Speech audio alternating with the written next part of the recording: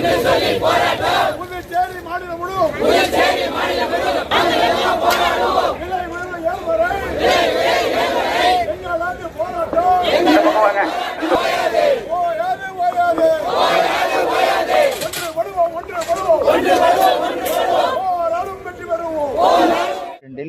புதுவை மாநில அரசும் பான்லே நிறுவனமும் 1 லிட்டர் பால் 8.2 SNF கொழுப்பு அல்லாத இதர சத்துக்கள் 4.3 ஃபேட் கொழுப்பு சத்துள்ள 1 லிட்டர் பாலை 37 ரூபாய் என்று விலை அறிவித்து கொள்முதல் செய்கிறது.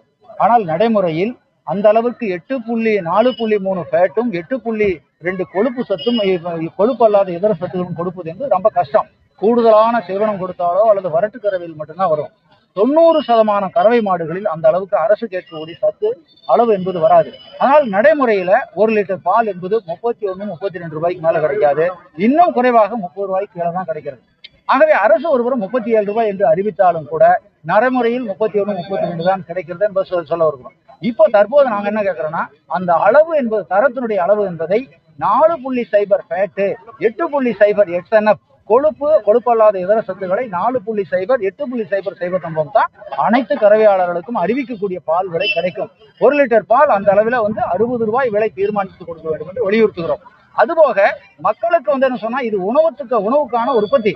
இதை ஊக்குவிக்கக்கூடிய வகையில அரசு ஊக்கத்தொகையாக ஆந்திராவில், கர்நாடகாவில், குஜராத்தில் வழங்குவது போல இங்கும் 1 லிட்டர் பாலுக்கு 5 ரூபாய் ஊக்கத்தொகை வழங்க வேண்டும் என்று கேட்கிறோம். அதுபோல சொன்னா 50% மானியத்துல தீவனம் வழங்க வேண்டும் என்று கேட்கிறோம். இதன் மூலம் தான் பால் உற்பத்தியை பெருக்க முடியும் என்று